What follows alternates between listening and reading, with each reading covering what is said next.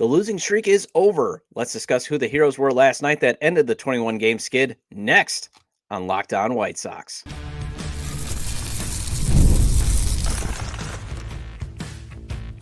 You are Locked On White Sox, your daily Chicago White Sox podcast. Part of the Locked On Podcast Network, your team every day. And hello, I'm your host, Todd Welter, a lifelong Sox fan and the site expert of Southside Showdown, part of the Fansided Network. You could check out my written content at SouthsideShowdown.com, and also I've covered Major League Baseball for outlets such as the Associated Press. And thanks for making Locked On White Sox your first listen every day. We are free and available wherever you get your podcasts and on YouTube, part of the Locked On Podcast Network, your team every day. And make sure to subscribe to the YouTube channel at Locked On White Sox. Also follow or subscribe to the show wherever you get your podcasts. Well, after 26 days of going winless, the White Sox finally picked up win number 28 with a 5-1 victory over Oakland. The Sox will not end up with the longest losing streak in the modern era. In the second segment, I'll discuss if you and I should be sort of sad or upset that it's over. But first, it has been a while since I've gotten to talk about winning. So let's discuss who the heroes were of snapping this 21-game losing streak. And finally, it's Wednesday, so let's do a way back Wednesday. And let's discuss how things got so bad after September 29th, 2020, the date the Sox took that 1-0 wild card series lead over the A's and Lucas Giolito dominated Oakland.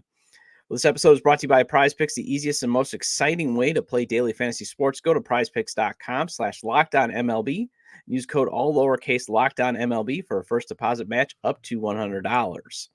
Well, Jonathan Cannon has been one of the few bright glimmers of hope for better days ahead of this season. And by better days ahead, I mean, 2025, 2026, that type of stuff.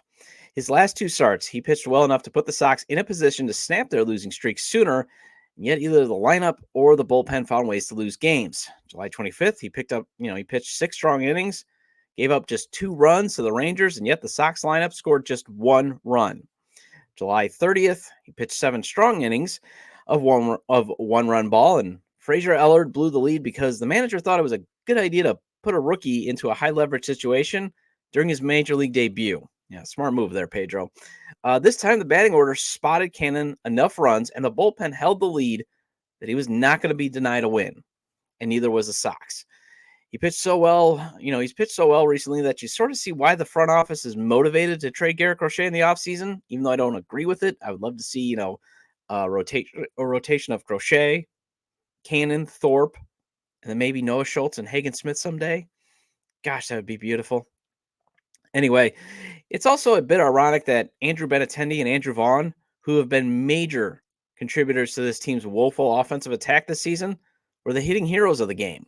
So first, let's get back to Cannon. He went 6 innings, gave up a home run to Zach Geloff, and otherwise stymied the A's as he allowed just 6 hits, walked 2, and struck out 5. It was looking like it would be a rough outing in the first as he loaded the bases with 2 outs, but he escaped the inning unscathed. And while he only had one clean inning where he had a 1-2-3, and that was in the 6th, he was effective enough to get the outs when he needed to. And that's what matters. Just get the outs. Limit the runs. Get outs. This is from Pedro Grifol via Chicago Sun-Times beat reporter Daryl Van Schouwen. Quote, Cannon has that it factor. That will to succeed. It almost looked like this wasn't going to continue on his watch. Like, I got the ball today, and this bleep ends right now, end quote. And that's how he pitched. That's how he's pitched his last 2 outings. It's like, look, we're going to win tonight. But the problem is the bullpen or the lineup just is like, yeah, well, I don't think so, John. We're not going to do that. He's been a workhorse lately, going 6 or more innings over his past 6 starts. He's allowed just 13 runs in those 37 innings that he's tossed during that workhorse streak. And the Sox need it too, especially since Garrett Crochet is probably only going to be going 4 innings. And Drew Thorpe, he was not going very long before he went on the IL. Kai Busch, I think they only had him, pitch 5 innings on Monday. So, they need somebody to eat some innings because Chris Flexen, he definitely didn't eat innings on Sunday. And this is a guy who's pitching so well that you can definitely say he is going to be the team's, at least his floor, number 4 starter. And that's at worst for the next 6 years. And he could be number 2 at best. But the thing is, he comes cheap and under team control for years to come, and he can be a building block. And I know some of you are thinking, well, yeah, he's going to get traded in like 3 or 4 years. Well, you're right. The Sox don't pay pitching, and the Sox don't deserve the benefit of the doubt right now of saying, all these great pitchers, all these really good pitchers and exciting pitchers that they're bringing up. It's kind of hard to feel like, these guys are going to be around for more than the 6 years of club control. Totally understand where you're coming from. Andrew Benintendi at one point was the worst hitter in baseball. The team's most expensive free agent contract recipient ever actually played like a money player last night. He went 2 for 4 with 2 runs, 2 RBI, and he got the scoring started for the Sox in the 4th inning with a 2-run home run. His 10th of the season. Suddenly, Benintendi has found some pop in his bat. And I was listening to the White Sox Talk podcast yesterday with Chuck Garfien and Ryan McGuffey, and I love how Ryan McGuffey pointed out that Benintendi was carrying on the great tradition of free agent signings where they come to the White Sox and they just bottom out. And that's basically what he's done this year. I mean, he was a decent baseball player. Is he worth the richest free agent contract in White Sox history? No. But since the White Sox don't give out $100 million contracts, the going rate for really good talent, elite talent, even solid talent, and Benintendi, I would think more is just a good player. He's carrying on that tradition, but at least last night he did play like the money player. He even caught the final out. And Andrew Vaughn extended the Sox lead in the top of the 6th with an RBI single as he went 1 for 4. The Sox even scored a run on a wild pitch that inning. I mean, that's amazing. As Brian Baldwin scored when Michel Otanez threw a wild pitch, and Baldwin, he went 2 for 4. And my apologies for questioning his game a few shows ago. My apologies, young man. He is hitting .316 with an .824 OPS over the past 7 games. And again, that's a little bit of hope, especially with Colson Montgomery and Jacob Gonzalez struggling to hit in the minors. And those are guys that are perceived to be the future at second and short. If Brooks Baldwin can at least show that he can be a solid hitter, that's some cover during your rebuilding period. And that's some cover for Clint Bonemeyer, who is probably going to be now looking like the future, either at short or second, maybe even third, I think. Lenyn Sosa, he also drove in a run in the 9th as he was the DH last night. Interesting choice, but hey, it worked out having Lenyn at DH. Dominic Leone, he's back from the 60-day IL. He threw a clean 7th. Chad Kuhl, a clean 8th. And John Brebbia, he did not blow the lead in the 9th. So for one game, the veteran bullpen arms actually stepped up. Where in the past, they've been blowing leads, especially Brebbia. He's been given, I think he blew a couple of games during this losing streak. And I know he was terrible in July. So it's really nice to see that the White Sox bullpen stepped up. But maybe the real hero of the game was the Sox finally running into a struggling pitcher and keeping him at struggling. Ross Stripling, the A's version of Chris Flexen, as it looks like to me, entered with a 5.64 ERA, and he left with a 5.72 mark. He gave up 4 runs, walked runs, struck out 2, and gave up 5 hits. So think about it. It is usually the Sox that have been finding ways to get shut down by a struggling pitcher. And they've also run into some really good pitching during this stretch. But it has been their defense that has helped teams score runs as well. It has been the bullpen that blows the leads, but not on August 6th. Not last night. The Sox were not going to be denied. This time, the Sox finally found a way to run into a victory. As discussed on yesterday's show with SoxOn35th.com's Jordan Lazowski, that is what made this losing streak so unlikely. Because normally you run into where everything lines up, where you face a bad pitcher or a pitcher who just doesn't have that command that day, you score a lot of runs, and you pick up a win. But somehow the Sox just kept being worse than that to lose 21 straight. That is what made it seem so unfathomable. That's why I wanted Jordan on the show yesterday, was to discuss the magnitude of just, it's actually really hard to lose 21 games. Obviously, it's hard to win in the big leagues, but with the 162 game season, with the injuries to starting pitchers, with teams sometimes going with these struggling guys just to eat innings in the name of economics, you should run into a win here or there. And the Sox for 21 games did not do that. But a good portion of the fan base and the national media rightfully wanted the Sox to break the modern day losing streak record of 23 games. And let's discuss if it is disappointing that owners Jerry Reinsdorf, GM Chris Getz, and manager Pedro Grifol will not have to wear that embarrassment. Next on Locked On White Sox.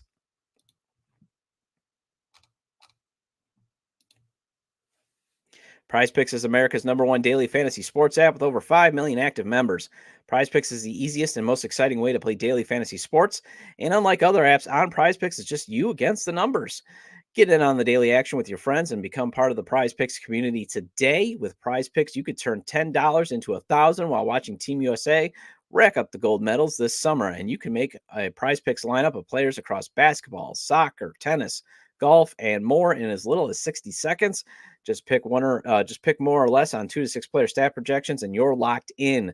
That is how easy it is to play PrizePicks. All you do is pick more or less on 2 to 6 player stat projections and watch the winnings roll in. PrizePicks is available in more than 30 states across the country, including Illinois, Wisconsin, and Indiana. My college buddy on the text chain loves how he can play PrizePicks living behind the cheddar curtain. I think it is great for how simple of a concept it is to play. Download the PrizePicks app today and use code LOCKEDONMLB for a first deposit match up to $100. That's code LOCKEDONMLB on PrizePicks for a deposit match up to $100. Pick more, pick less. It's that easy.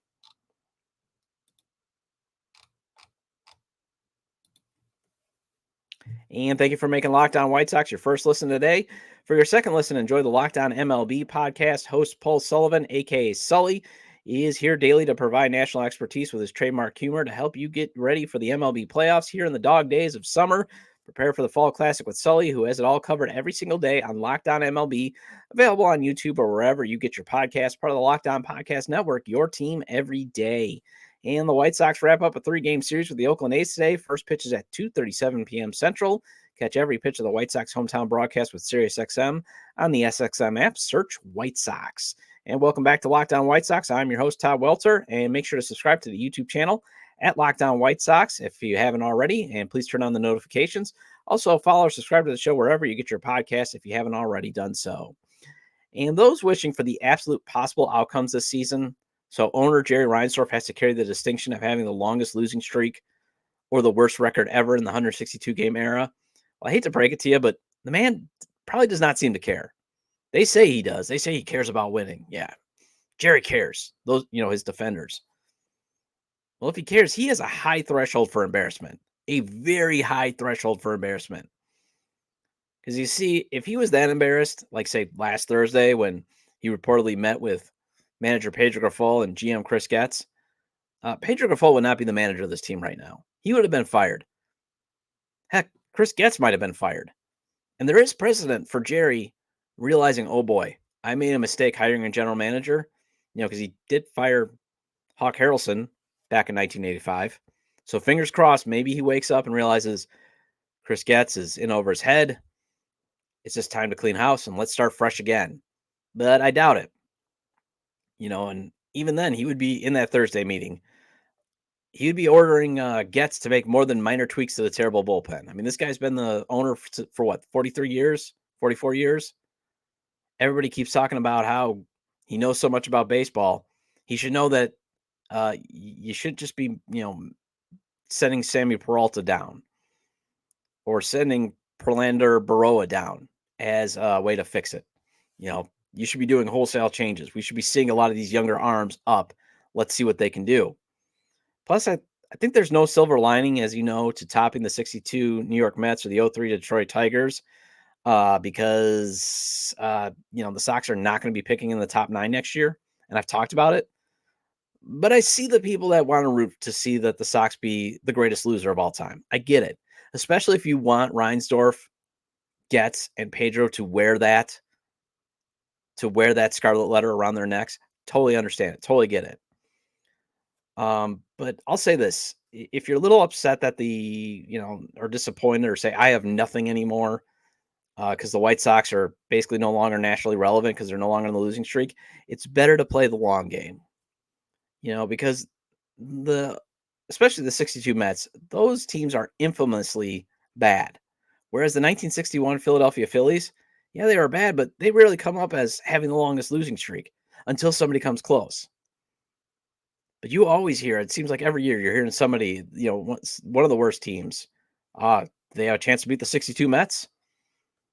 The amazing Mets, as they say.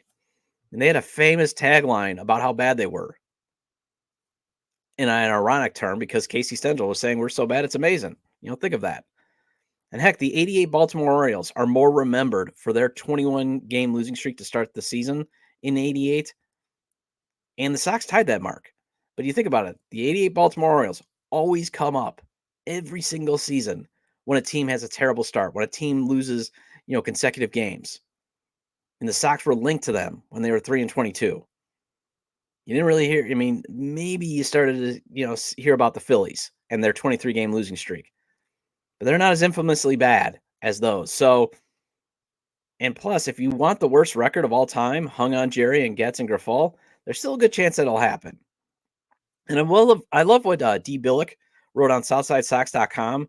That really hits the description of why we should play the long game. So, yes, while it's a little disappointing that, if you wanted the Sox to be the worst loser and they won't have the longest losing streak, play the long game, folks. Here's an excerpt of what she wrote, as I believe you guys should all, check out and read the whole thing. Here's an excerpt. There are 46 games left to play this season. The White Sox robbed many of us of the joy we'd have had by bearing witness to the record-breaking losing streak that was due to take place on Friday. This win doesn't mean the White Sox are a good team, and it doesn't erase our suffering. Don't lose hope, White Sox fans. We're still in the running for the worst team in baseball history, and even though we may be in the wrong timeline, I have a feeling we'll get there. And the one thing about snapping this losing streak that is bad is the White Sox no longer have to be a national joke. I will agree with people on that, at least until September. Because the Sox brass has always been speculated to be upset with negative coverage they get locally. And well, they had to realize recently it wasn't local media who realized that this team is poorly run. It wasn't local media who realized that this team's a dumpster fire. National media was catching on to be like, oh my gosh, they might be run worse than the Oakland A's. Everybody was saying how Oakland has the worst ownership ever with Jeff Fisher, not spending any money, trying to get the team out of Oakland. Jerry might actually be worse. And he's not even trying to, he hinted that he might move the team, but you could tell he wants to stay in Chicago. And he wants to stay for 10 more years on this earth and run it even worse into the ground. But that sort of goes away, but it'll be back in September. Because if the team is on pace to lose over 120 games, you best believe the national media will be back in on this. And while the projections such as TeamRankings.com have the Sox finishing with 44 wins, and the Zips projection model has the Sox with a 99% chance of winning 53 games, and Fangraphs projects the Sox finishing with 46 wins, reality would think otherwise. First, we have seen the winning formula. The Sox usually have to score 5 or more runs, and as if my math and counting is correct, the average of the runs scored in their 28 wins is 5.1, and 15 of their 28 wins have come when they score 5 or more. So they got to at least score 5. Usually, basically you have a high, when you look at their wins, you got that, almost over 50% of their wins have come when they score 5 or more runs, and they must keep their opponent to under 3 runs. 4 of the 6 Sox rare wins have happened when the opponent has scored 4 or more runs, if my math is right. So that's only 4 times where they've allowed 4 or more runs and they've still found a way to win. So they got to keep the opponent under 3. And the defense and the bullpen have to be solid. Because the Sox have blown 42 leads this year, and they have to be ahead heading into the 8th inning. How the Sox keep getting outscored in the 8th inning, and I believe they are like 0-55 when behind in the 8th or something. Like they just do not come back. And they only have 1 walk-off win this entire season in terms of in actual innings. If I recall, it was the Andrew Benintendi walk-off. And that may have been in the 10th inning. So in terms of 9 innings, I don't even think they have a walk-off win this year. But think about how hard it's going to be for them to get there in reality. You still got Chris Flexen throwing every 5 days. So that's usually a chance for an opponent to score more than 3 runs. Your supposed stopper, your ace, Garrett Crochet, is now only pitching 4 innings every game. So you have an opportunity of that bad bullpen to give up more than 3 runs. And maybe Kai Busch finds his command when he starts again. And maybe hopefully they keep him in the rotation if he can find his command once Drew Thorpe comes back. and you move Flexen out of the bullpen or out to the bullpen. But, you're going to need Drew Thorpe when he returns from the IL to be the version we saw in 6 of his first 7 starts and not the last 2. And the bats rarely spot 5 or more runs needed. If my counting is correct on Baseball Reference, the Sox have 30 games where the offense has produced 5 or more runs. 30. I'm talking about every single game. 30 of those games. And the schedule does not shake out well. The Sox have to play the Cubs next for a 2-game set. They got to face Jamison Tyone and Justin Steele. And the Cubs are 6-4 in their last 10. The Yankees then come to town. They trashed the Sox earlier this season. Houston is playing for a division title, and the Sox have to play them on the road. The Giants, they're an average team, but the Sox are the get-right team for everyone. And again, they got to play on the road where the Sox are awful. You got a homestand against the Tigers, and the Tigers aren't great, but the Sox can't beat anyone within the division except for the Guardians. Texas comes in after Detroit. They swept the Sox. The Mets are in the playoff hunt. September, you got a road trip to Baltimore and Boston, and then Cleveland does come back into town in September. And so that could be a whole lot of losing before they might have a chance to pick up some wins against Oakland in town and 6 games against the Angels. But again, the Sox are the get-right team. You cannot assume the Sox are going to win basically any night. And you still got the Padres on the schedule. So, it's really hard to see the Sox getting 15 more wins just to go 43-119 to avoid the 62 Mets for the 120 losses. And the Zips does give the Sox a 34% chance to lose 120 games. Well, 3 years ago, the White Sox were on top of the division. Hindsight being 2020, that 2021 club was nothing more than smoke and mirrors on the way to the division title. The real hope was 2020 when it all looked so great. So how did things come crashing down so quickly? Let's discuss during the Way Back Wednesday segment next on Locked On White Sox.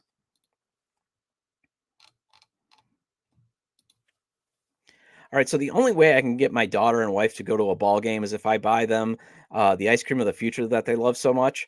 But sometimes they still get thirsty, and next time I'm going to suggest Liquid IV.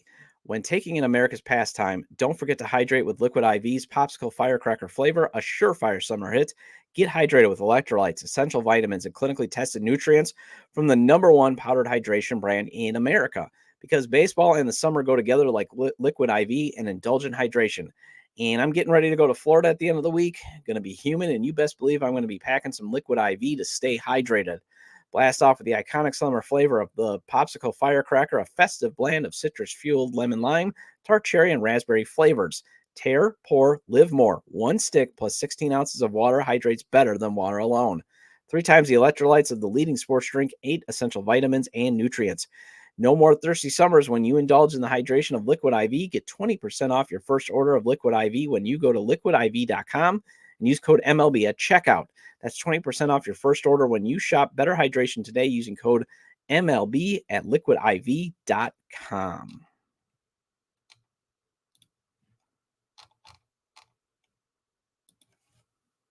And the White Sox wrap up a 3-game series with the Oakland A's today. First pitch is at 2:37 p.m. Central.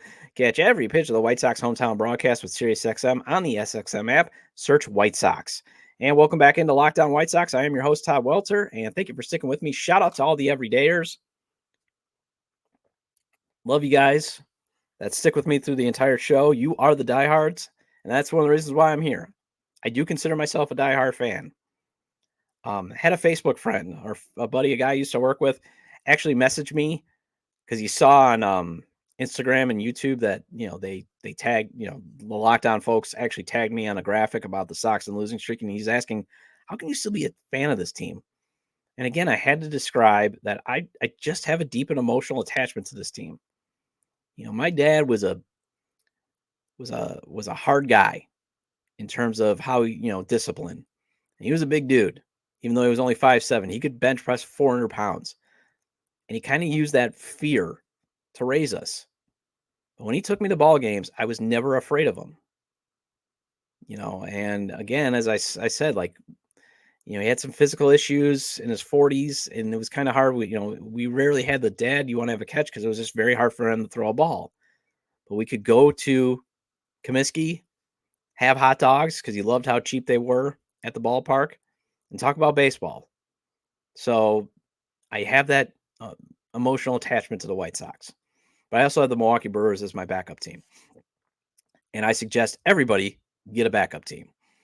All right, I'm going to have a hot take here. And I'm going to say September 29th, 2020 was actually the high point for the White Sox ever since that blackout game in 2008 where the Sox won the AL Central title from the Minnesota Twins in that extra game to determine the title. You could say, well, there was also the blackout game, game 3 in the ALDS against the Rays, but then they just got smoked in the next game. And the Sox could never beat the Twins at the beginning of the century. And they finally, they beat them in a huge game. But after a lengthy rebuild at the end of last decade, the Sox finally made the playoffs in that pandemic-shortened season. Lucas Giolito was brilliant in Game 1 of that wild card series against the Oakland A's as the Sox won 4-1, always looking up. But then it is nothing but sucking ever since. And you could say, well, you're embellishing. They won the 2021 AL Central. But all that stuff that led to the decay of the team was there once you look at it with a 2020 vision of hindsight. Yes, Tim Anderson's Field of Dreams game home run on August 12, 2021 was amazing, but it was also part of a 39-34 post All-Star break record. The decline had already started before the All-Star break in 2021. And a big reason why they won the AL Central was the rest of the division was so bad. Every other, all 4 teams finished under 500. But there was hope of winning a playoff series on the morning of September 30th, 2020. And then Dallas Keuchel gave up 5 runs in Game 2, and the Sox lost. And then Garrett Crochet left Game 3 early with an injury, and Ricky Renteria panicked because that just messed up the entire way he was going to set up his bullpen because it was a bullpen game for some reason. Instead of letting Dane Dunning try to pitch more than 2/3 of an innings, and the Sox lost that deciding game.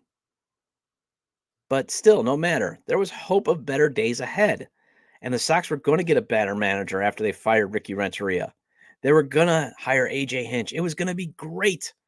The Sox were going to win titles. They should be contending right now.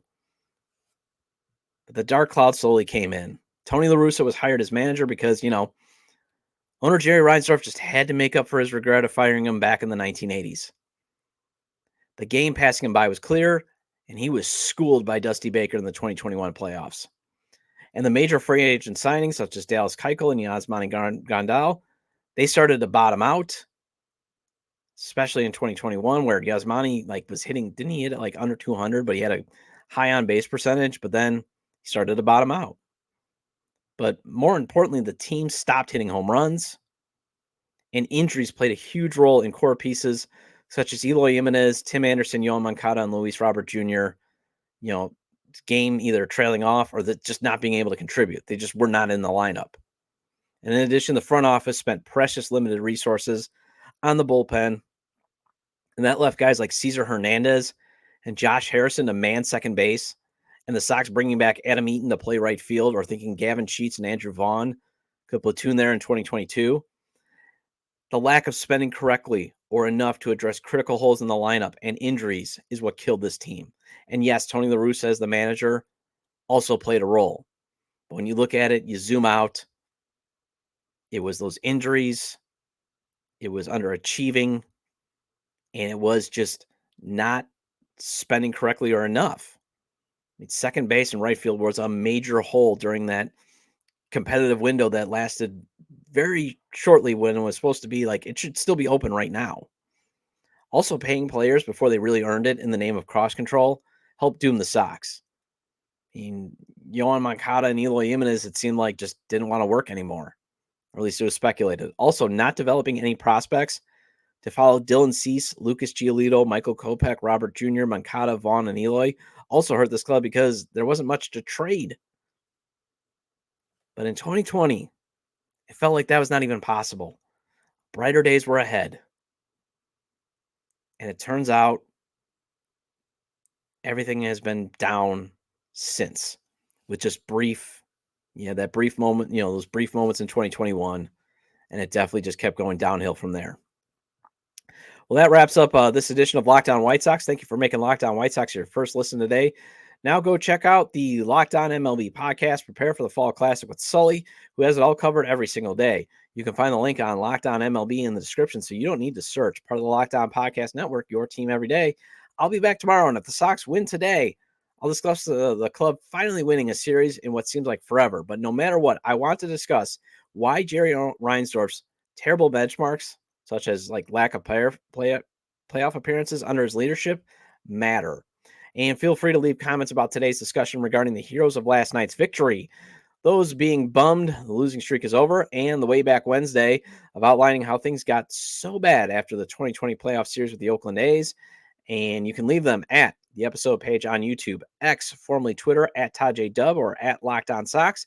Or you can email me at lockedonwhitesox@gmail.com. And yes, you can disagree with me. That's fine, but let's have a discussion, not an attack on each other. So you can, again, leave those comments.